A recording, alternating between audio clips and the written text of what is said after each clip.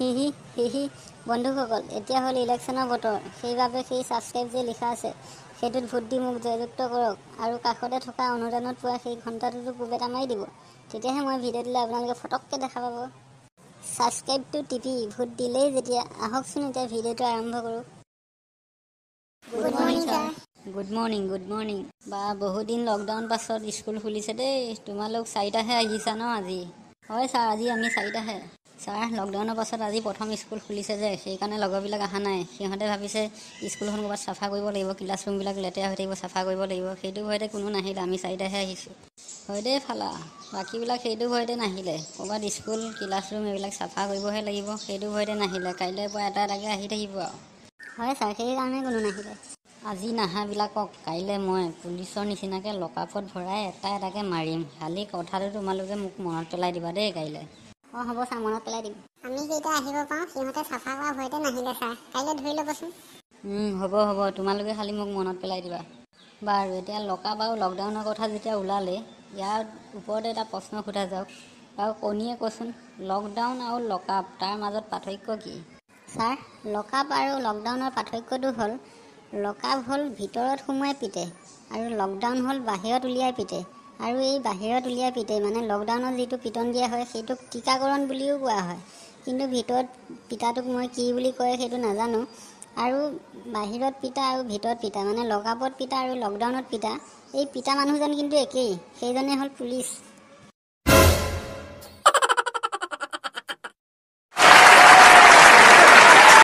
বাৰু, তহঁতক আজি মই ইংৰাজী শিকাম দেই।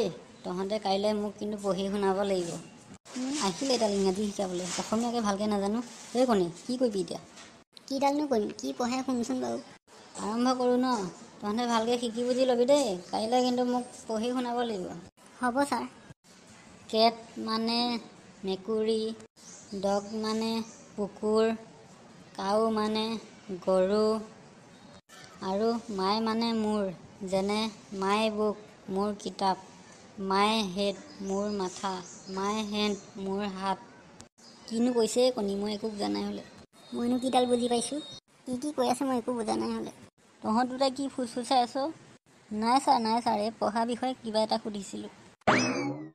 বাৰু, আজি তহঁতে ঘৰত গৈ ভালকৈ পঢ়িবি, কাইলৈ কিন্তু মোক পঢ়ি শুনাব লাগিব। হ'ব ছাৰ, হ'ব দে, তহঁতে কাইলৈ চাই আহিবি আৰু। মই যাওঁ এতিয়া। পাছৰ দিনা ক্লাছৰুমত।